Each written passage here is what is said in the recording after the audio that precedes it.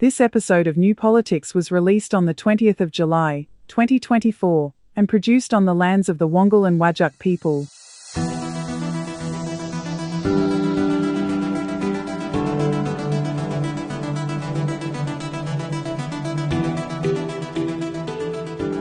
Welcome to New Politics. In this episode, the assassination attempt on Donald Trump and how it relates to Australia, the public losing interest in politics and democracy, the Labor Party to sever its ties with the CMFEU, Anthony Albanese losing support in the opinion polls, and a royal visit to Australia. I'm Eddie Djokovic, editor of New Politics. I'm David Lewis, hopefully the next Vice President of the United States. Just a reminder, we don't have the billionaire owners or even the millionaire owners to support us, and that's the way that we'd like to keep it. But if you would like to support New Politics, you can do that through Patreon or Substack, or you can make a donation at newpolitics.com.au, and all of this is a good way to support independent journalism.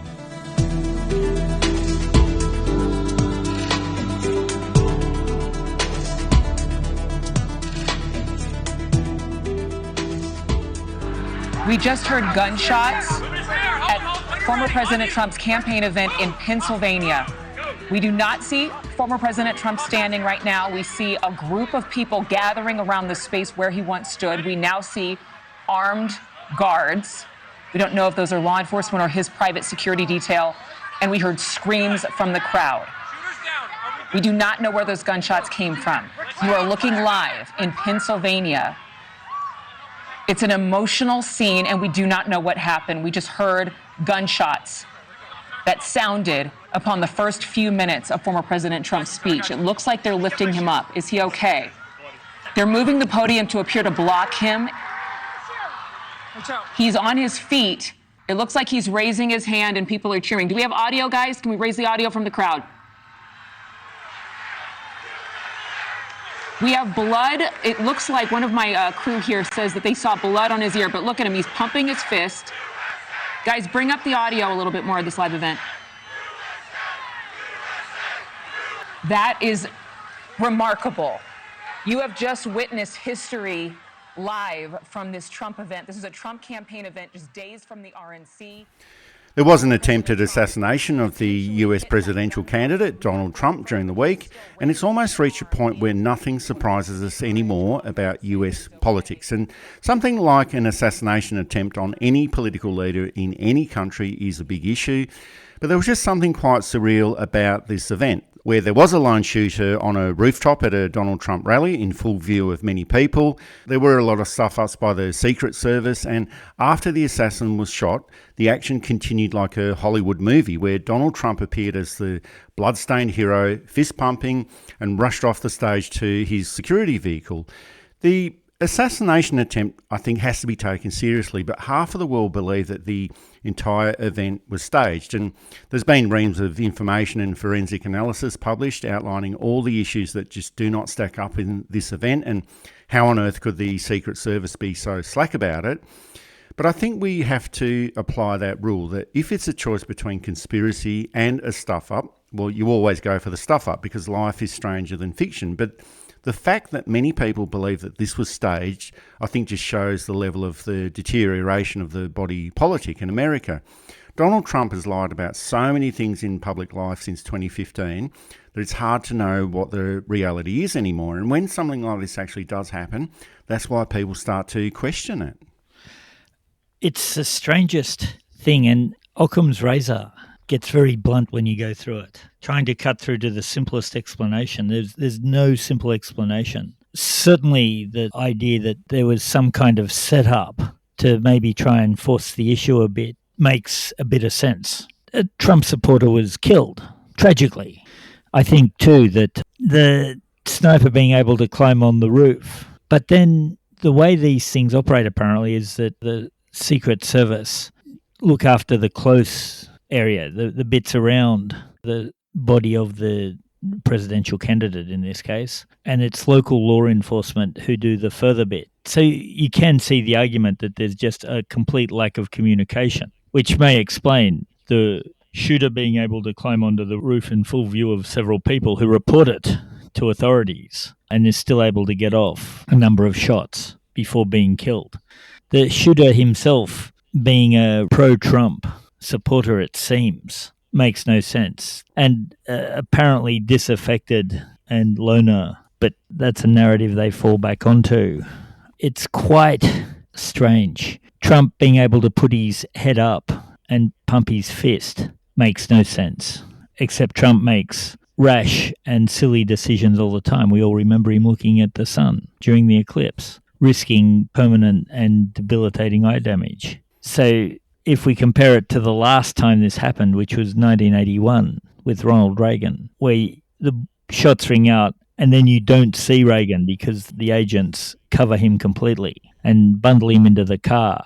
There is no chance for a second shooter or even the first shooter who isn't killed. He gets tackled to the ground. And again, here's where Occam's razor becomes problematic. What decision would most people make in that situation? I'm not sure. I do wonder if it was meant to be a setup that goes horribly, horribly wrong, given the level of incompetence of the Trump people as we saw in his 4 years. That doesn't surprise me. But given everything else, it wouldn't surprise me either if it was as the narrative is pretty much saying. And I'm not sure we'll ever get the right answer. And this is how politics works. An event like this is going to be milked politically as much as possible. Donald Trump did survive and appeared at the Republican convention with a large bandage on his ear, and I've never actually seen such a bandage like this before, but it was a clear and obvious reminder of what had just happened. But the rest of it was like nothing at all had happened, and political life just continues. And just to be very clear, David, I'm not one of those people who thinks that this was all staged, and I'll take off my tinfoil hat off for a few minutes, but I do believe that everything about this incident will be used for political advantage, and that's absolutely everything. The money shot of Trump fist pumping with blood on his face and the American flag in the background, and you could not have scripted this any better, including the Secret Service pausing momentarily while they were taking him off stage so that Trump could be framed properly by the photographers. But you know, this is America that we're talking about. This is the Republicans. This is the showman Donald Trump. So they will exploit this as much as possible and use it against their opponents. So there have been some comparisons with the Reichstag fire in Berlin in 1933, and that's when the Nazis blamed the fire on their opponents and communist agitators and possibly caused the fire themselves. And you've now got MAGA Republicans blaming Joe Biden and other Democrats for the attack, even though the shooter was a registered Republican. But essentially it doesn't really matter who caused it or the intentions of the shooter or whether Donald Trump was grazed by a bullet or from a broken glass from the teleprompter. The narrative is that Donald Trump was hit by a bullet, he survived, he's now the Republican candidate, and I think it's up to the Democrats to work out how to deal with this situation. Well, the other thing too is that when it happened, I thought this isn't actually going to change very much. It's going to galvanize Trump's support base. It's going to send the Democrat support base, and the Democrat support base is all over the place at the moment, into a panic of flurry, but it's not going to affect the vote because Trump is such a different candidate. People have made up their mind about Trump. They either want a quasi or neo-fascist government or they don't. If it had been Chris Christie or Nikki Haley or Marco Rubio, more mainstream, I think you would have seen a bigger difference. The earliest polls have suggested that Trump has not had any poll movements since the shooting. And of course, bizarrely, he announces the vice president the next day, taking the shooting right off the board. And his choice of vice president is unique in that I think J.D. Vance is despised equally by the Republicans and the Democrats.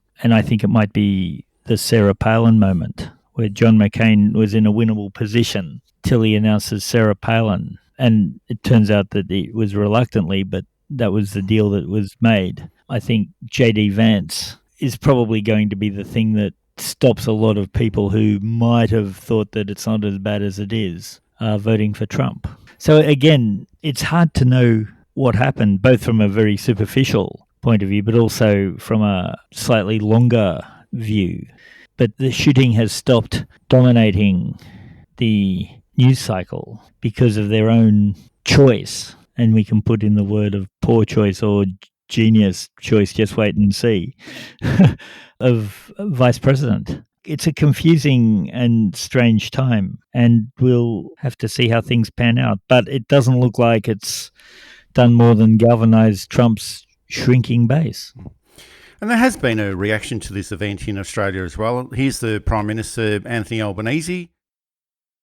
Along with all Australians, I was shocked by the terrible scenes at former President Trump's campaign event in Pennsylvania. I'm relieved by the news that the former president is safe and doing fine, and I wish him and his family well.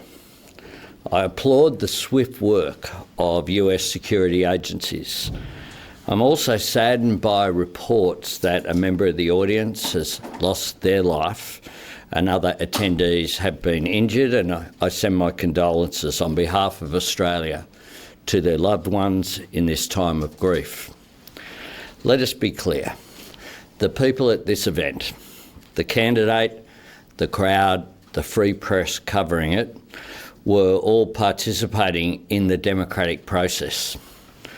In Australia, as in the United States, the essence and the purpose of our democracies is that we can express our views, debate our disagreements, and resolve our differences peacefully. We do so with respect for each other and in the spirit of a shared love of our country. Any act of violence is an affront to that and must be condemned unequivocally. This was an inexcusable attack on the democratic values that Australians and Americans share and the freedom that we treasure. And the main message was that Australia has shared values with America. And I'm not too sure what those shared values are, but this is what national leaders need to do at a time like this. And many leaders from around the world also share the same sentiment. And the main messages that American leaders put out, including the President Joe Biden, was that they all deplored the violence and kept on repeating that statement that this is not who we are. But this is exactly what America is. You know, gun violence is tolerated, school shootings on a regular basis, the Capitol Hill riots from 2021. And the gun violence has been around for a long time in America, but Donald Trump incites violence pretty much every time he speaks. He incited violence by not accepting the results of the 2020 presidential election. He incited the Capitol Hill riots. He talks about retribution. He talks about a bloodbath if he doesn't get elected. And I just keep thinking, well, haven't we been here before with Donald Trump? For most of his first term in office during 2016 to 2020, it was chaotic. He was incompetent. There was corruption. There was a drama pretty much every single day. We didn't know what was going to happen next. And there was also all that talk about how to invoke the 25th Amendment of the US Constitution, because Donald Trump was considered to be so unfit for office and possibly mentally unstable. Here's a description of Donald Trump from one of his former chiefs of staff in Homeland Security, Miles Taylor. He's a fucking idiot. He's just a fucking idiot. Yet, 4 years later, here we are. Donald Trump is presenting himself for election, and half of the American electorate is saying, yes, we love that chaos. We like having an unstable president. We like not knowing what's going to happen next. Please give us 4 more years of that. He's completely unfit to be president. There's no question. 37 charges. He's found guilty. He could, in law, be sent to jail. I don't think he'll be sent to jail in practice. I think he'll probably get house arrest or a good behaviour bond or some such. But he shouldn't be anywhere near the presidency. The polls have been crazy. I find it hard to believe polls in New York showing him only 3 and 4 and 5 points behind Biden. He's so detested in his home state of New York. A more accurate figure would be 70% or something like that. But again, we live in very strange times. He shouldn't be taken seriously. And I think the trouble is that we've done it backwards, in that they took him very seriously when he first ran. And now they're starting to laugh at him. It's too late. And now, of course, you don't laugh at a gunshot victim. But that aside, they should have laughed him out of office at first rather than trying now when he does have a bit more momentum.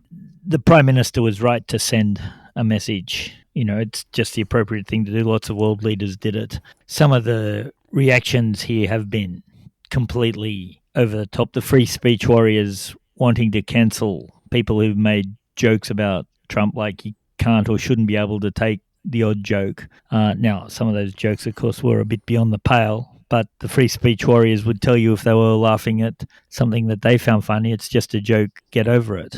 We live in strange and crazy times.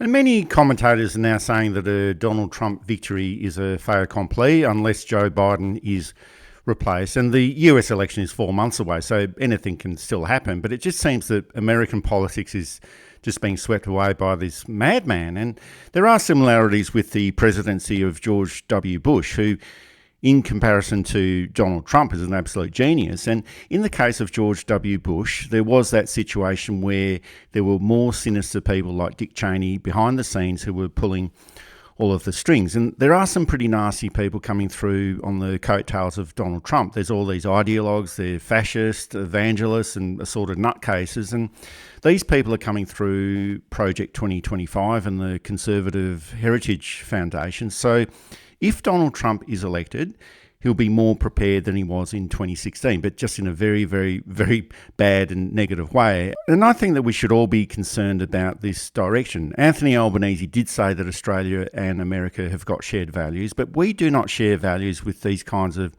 ideologues, Christo-fascists and nutcases. America is still the number one power in the world economically and militarily, but I suspect that that won't be the case for too much longer with the continuing rise of China. And I just think that a second Trump presidency will fast track that process. And I think overall America will survive. There's been a lot of debate about America not surviving, but I think that it will survive if there is a Trump presidency, if it comes to that.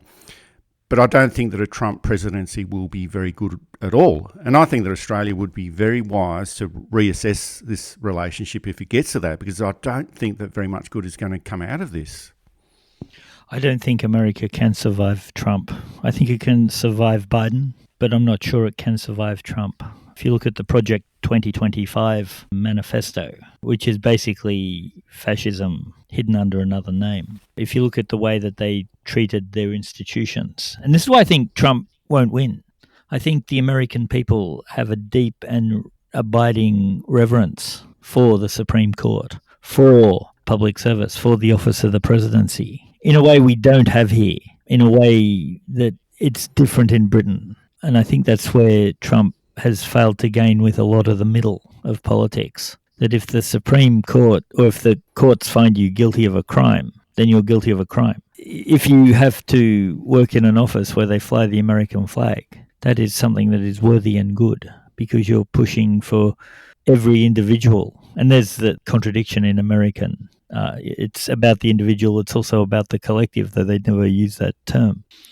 So any advantage they might have got from it has been completely overshadowed by everything else that's happened. Joe Biden now has COVID, and there are those who think that it's his way of being able to step down by saving face, by not being seen to be forced out by his colleagues, but to be stepping down because of complications. So we're in a very strange place at the moment. The bullet has almost been forgotten. If, in fact, it even hit Trump, as you pointed out, that bandage didn't look right. I've done a few first aid courses, and I'm pretty sure the bandage, that's the wrong type of bandage in the wrong spot. And it was still letting a lot of air and germs in as far as I could tell. But it really shows just how strange and bizarre everything's come. This is New Politics with Eddie Djokovic and David Lewis, one of Australia's top 10 podcasts on Australian politics and news commentary. You can also find us at newpolitics.com.au, and you can also support us through Patreon and Substack.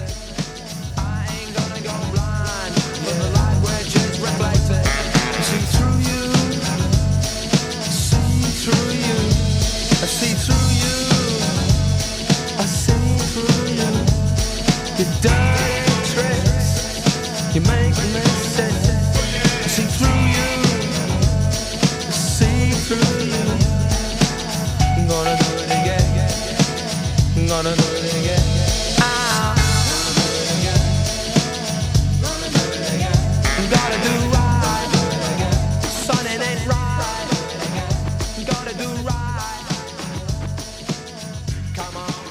There's been a recent opinion poll published by Essential Media suggesting that many people in the electorate are dissatisfied with federal parliament and political debate, and that's almost up to 50%.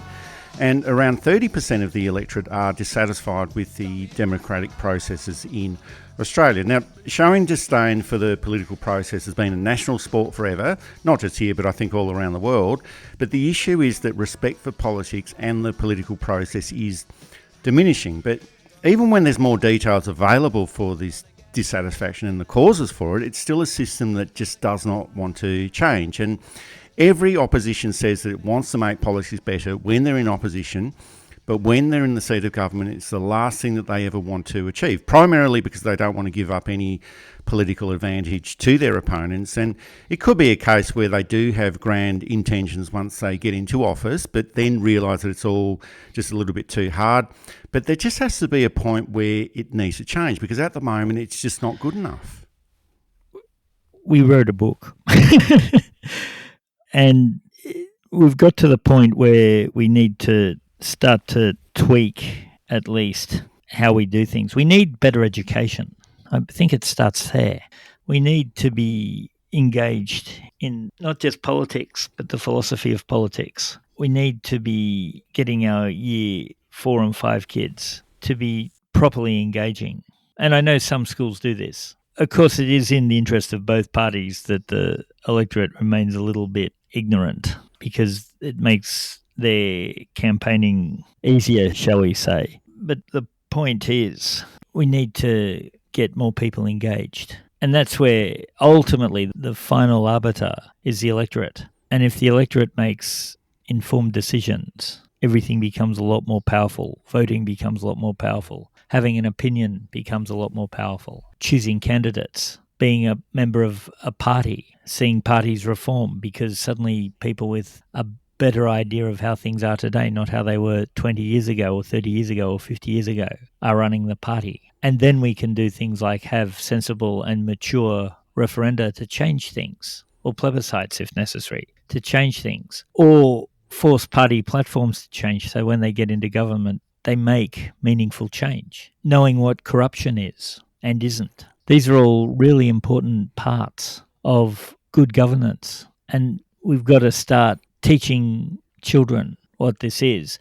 I'm not a fan of the notion of a civics course. It seems all very American and blindly patriotic, but I'm sure we can all get together and work something out. And we may have to call it civics, and that's fine. But to work out what the Australian Constitution is. A lot of people don't understand that we don't have amendments like they do in the American Constitution, that there's not a right to bear arms, that free speech isn't actually a part, it's an implied right, not a stated right. And then even how laws are made and why laws are made, things like that. And I said it's not completely out of the school system, and I'm not knocking any teachers listening to us. It's not your fault.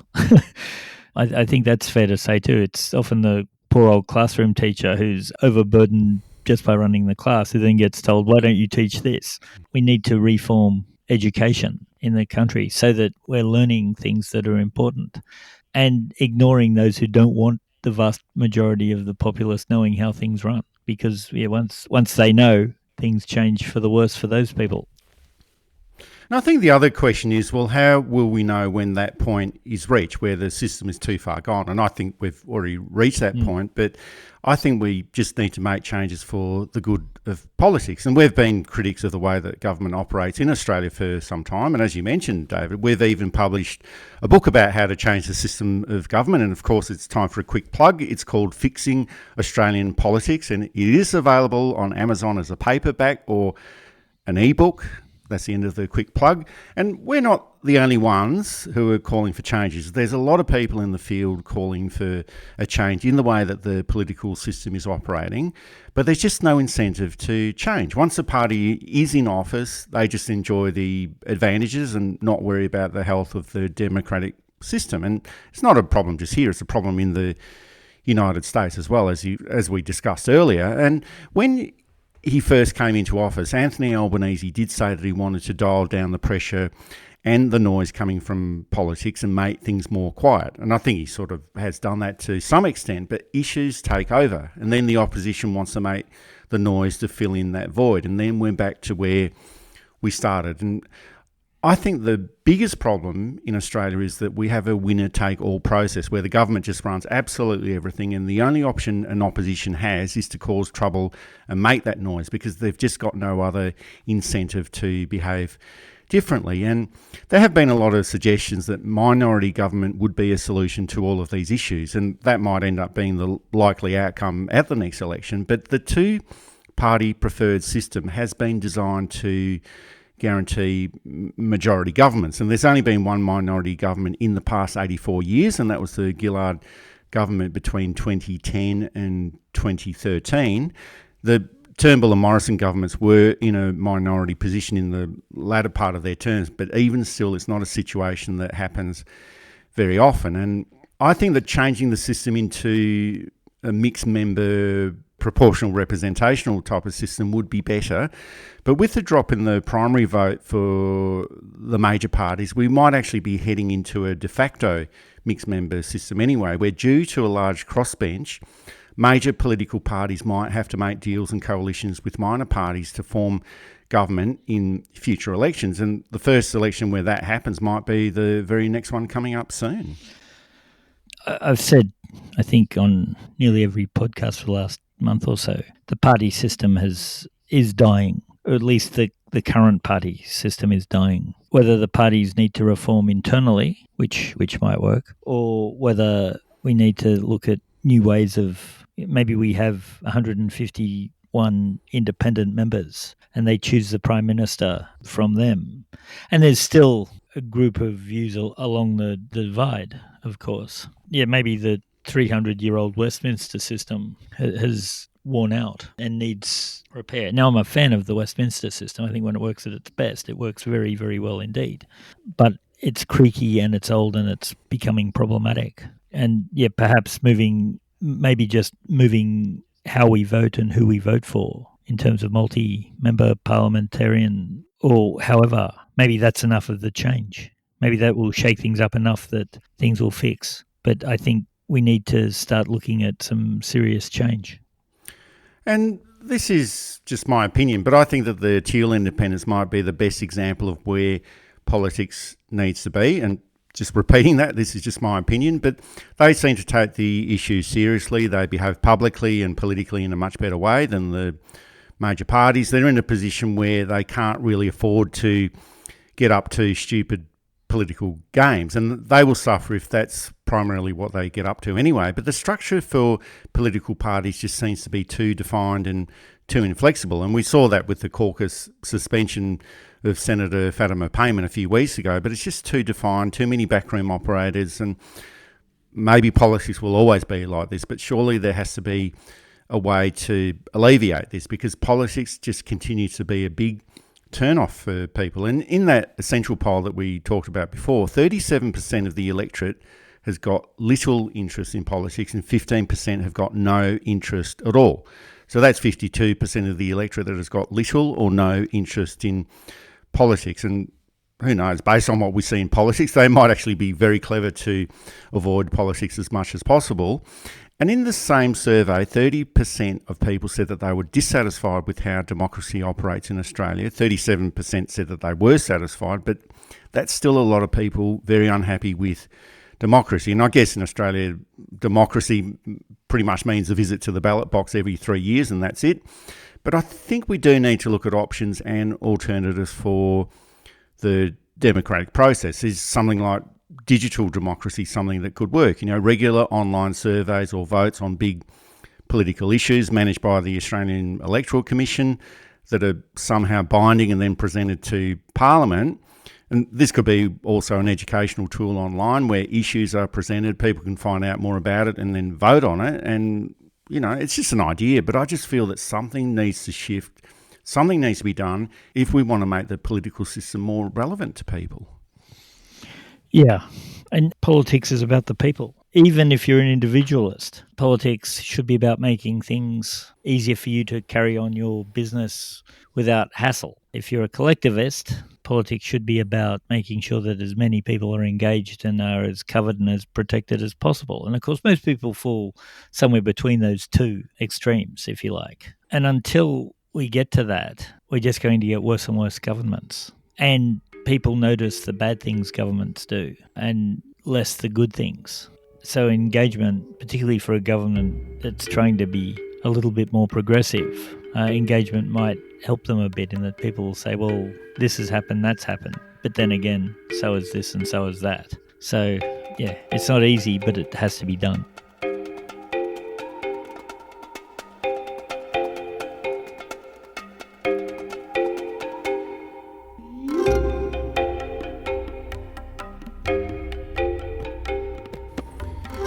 There's been allegations of corruption within the CMFEU, and that's across a wide range of areas, links to criminal organisations, bribery, threats of violence, and at the moment these are allegations. I think we need to point that out. But the Labor Party has been quick to distance itself from the union. The Victoria branch of the CFMEU has been suspended, and different state divisions of the Labor Party have announced that they will not receive any donations from the CMFEU. There will be an investigation into the CMFEU, and it's been put under the control of an independent administrator. But the media has been very quick to link up the activities of the union directly to the Prime Minister and to state Labor premiers, and this is pretty much what they always do. Now, the union is affiliated with the Labor Party, and the Labor Party does receive donations from this union, and it was around $400,000 back in 2021. But the Labor Party does not control the CMFEU. And I think in this situation, they're doing what they can, suspending, stopping donations, working towards deregistering the union. But that hasn't stopped the media pushing this as far as they can, and in a way that they never do when there's any corruption between business entities affiliated and linked to the Liberal Party. It's funny, isn't it? We can look at, and in fact, we have looked at the many Liberal Party associated organisations that haven't worked in the best interest of the public. If the union is corrupt, then it should be deregistered, it should be broken up and reformed as a better union for its members. I don't think it should be removed. I think removing unions is a bad thing. But yes, we can look at all kinds of things that got a little bit of notice, but then were forgotten. The Paladin scam for the Liberal Party, which just shoveled money into a few donors' pockets. The sale of the second Sydney Airport land at Badgerys Creek, which went for 3 times what it was worth, or more, 10 times what it was worth or something. Many questions on some of Peter Dutton's business dealings. Now, he could be completely innocent on those, but they do need to be investigated. Angus Taylor and all of his stuff, and the water. This gets a little bit of noise for a while, and then they move the news cycle on. CFMEU, there's clearly a lot of internal Labor stuff going on too, because the government has basically turned its back on the union. Some of that would be because of the immorality of it, but some of it feels like old scores are being settled. So who knows? Good job on exposing all this, but now look at everyone equally. And as you pointed out, corruption always needs to be investigated. I think there's absolutely no question about that. But these were allegations, or these are allegations from the time that the Liberal and National parties were in office. And the Australian Building and Construction Commission was also in operation at the time. Here's the Prime Minister speaking about it during the week. We haven't been in government. Bear that in mind. This has occurred. If you look at all of the things that have been alleged, they all occurred. None of this happened post May 2022. There wasn't a change here. You had a Royal Commission, you had an ABCC, and during that period, John Setka increased his influence. It didn't decrease. It increased. But I'll tell you one place it didn't increase, and that was in the Australian Labor Party. So Albanese does have a point here that all of these allegations are from the time that the Liberal Party was in office. There were the Royal Commissions into unions, there was the ABCC in operation at the time, and during this time John Setka and the CMFEU seemed to gain more control and power at a time when all of these mechanisms were in place to reduce that control and power. And I think it just goes to show how ineffective these mechanisms were, and they were purely set up for political purposes. But we do get this narrative whenever there's any allegations made against a union. It's usually trumped up, and then later on we find out that there's absolutely no evidence to support or substantiate the allegations. But I think in this case, the link is made directly to the Labor Party. It feeds into that narrative of Labor being controlled by the unions, that Albanese is responsible for all of this or somehow involved. There's other leaders implicated as well, Jacinta Allen in Victoria or Sally McManus from the ACTU.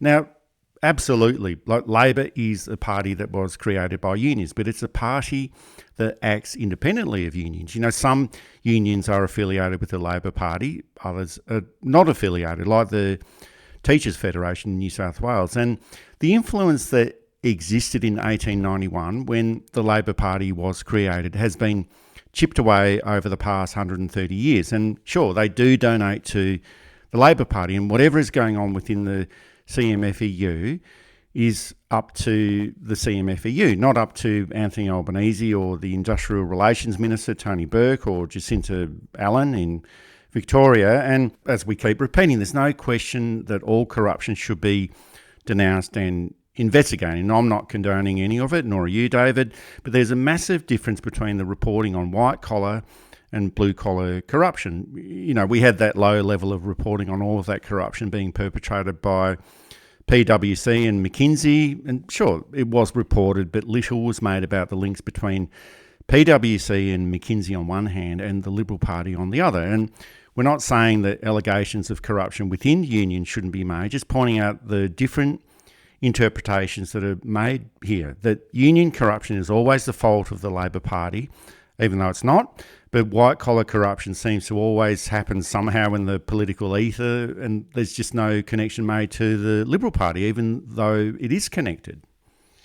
It's, again, on the media for not thoroughly investigating both sides. Now, there are exceptions, and noble and notable exceptions, but the media filters through the CM and will hammer Labor, Labor, Labor, Labor, as Barnaby Joyce famously said in an interview, Labor, Labor, Labor, Labor, Labor, and gloss over Liberal.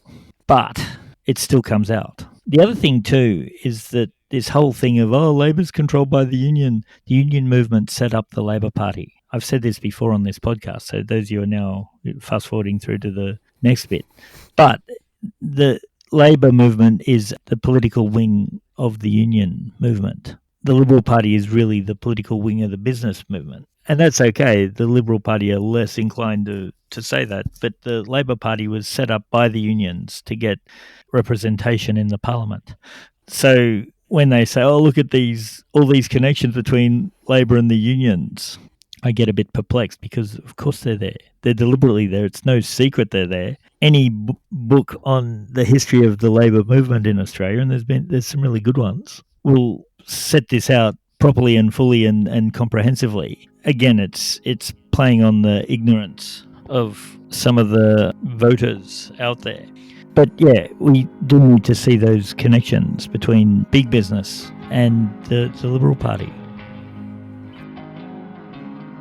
This is New Politics, available through Apple Podcasts, Spotify, Amazon Audible and YouTube, and also available to support at Patreon, Substack, and at our website, newpolitics.com.au.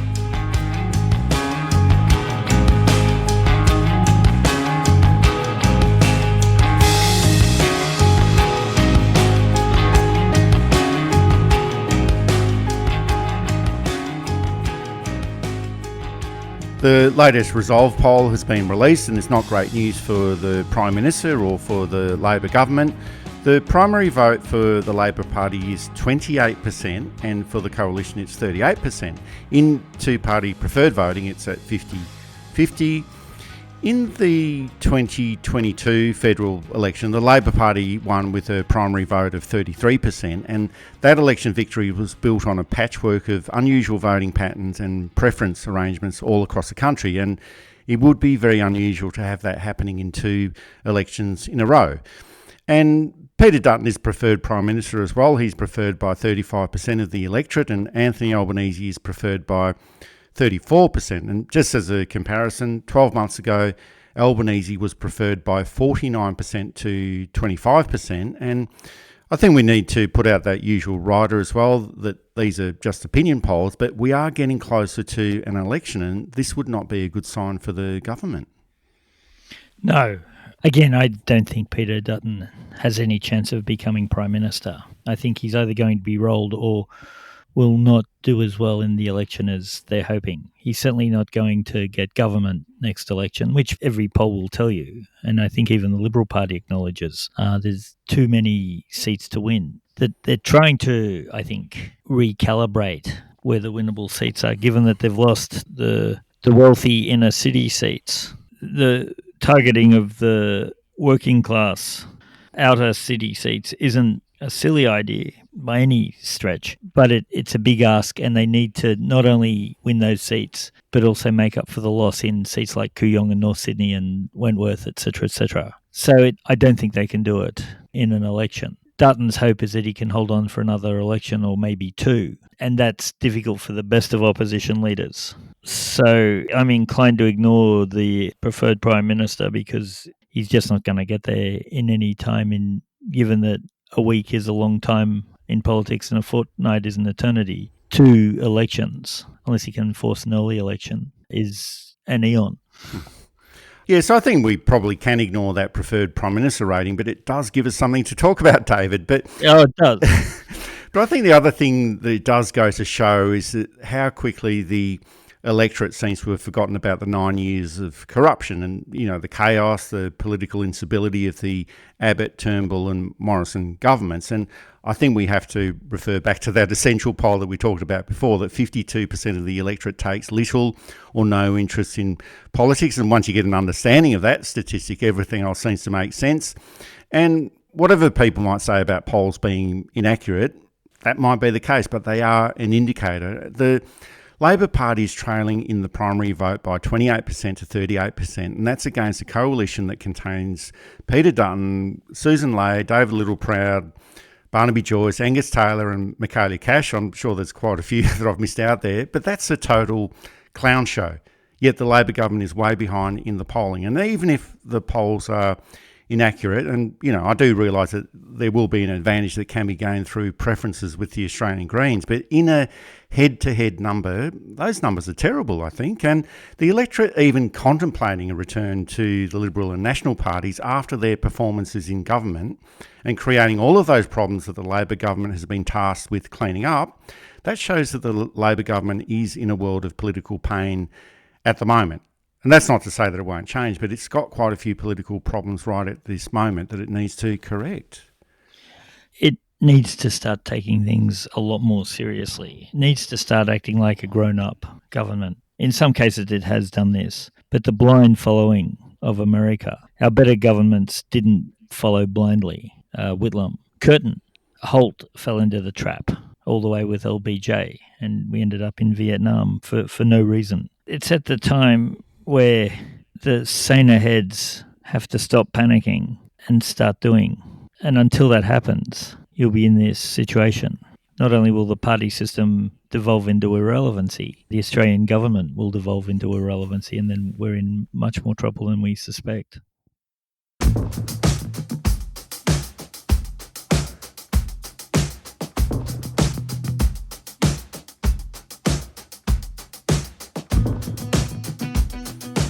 And David, we do have to end the program with some very positive news. The King and Queen are coming to Australia in October. They are dropping into Australia on their way to the Commonwealth Heads of Government meeting in Samoa. But why are they coming here? What is the purpose? Now, the only reason I would accept would be if Anthony Albanese tells them personally that Australia will commence the move towards becoming a republic. And Anthony Albanese is a Republican too, but it is time to end this silliness of having someone from a foreign country as the head of state of Australia. It should have ended a long time ago, but it would be a good opportunity to start the process. It would be, and we hope he does. Of course, the government's a bit shy on referenda at the moment, given what happened with The Voice, and given that there would be a big kick against a republic from our media, presumably. I mean, they've come out here because they have extensive landholding in the west of New South Wales. And so they come out every few years just to inspect it, check it, make sure it's running. That's fine. How they got the lands is a whole other issue that may need to be investigated or not. But that's why they come out to Australia quite often, also to say hello to the peasants out here. Pat some kangaroos and koalas. Yep. And Charles did live here for a while as a school student in Victoria and has spoken relatively fondly of living in Australia. So, good on him. But these things, I think, I think they show why we don't need a monarchy rather more than why we do need one. I know that there are leftists out there who think that the monarchy is the better system. Not least, we know what we're dealing with, whereas a new system, we'd have to start all over again. That's not unreasonable, I suppose. But it just feels a bit wrong. And the Charles reign has felt a little bit anachronistic with all the pomp and ceremony and the crowns and the capes and it feels like we're back in pre-Victorian era, not in a modern post-monarchical world. I'm told Charles is a very personable figure to talk to and a knowledgeable and a good conversationalist and all of that. So I'm not questioning him as a person. I just think the role is redundant and Charles himself has said he thinks Australia should be a republic. So maybe he'll be going to the Prime Minister and saying, we're breaking up, it's time, you've got to look after yourselves, just sort it out. Do it by military coup if you have to, we'll turn a blind eye, wink wink. There'll be a big crowd and the usual load of school children and people will turn up, be thrilled to see the king and what have you, and that's fine too. But it's time to move on. That's it for this episode of New Politics. Thanks for listening in. And if you'd like to support our style of journalism and commentary, please make a donation at our website at newpolitics.com.au. We don't beg, plead, beseech or gaslight you about journalism coming to an end. We just keep it very simple. If you like what we do, please send some support our way. It keeps our commitment to independent journalism ticking along. I'm Eddie Djokovic. Thanks for listening in and it's goodbye to our listeners. I'm David Lewis. We'll see you next time.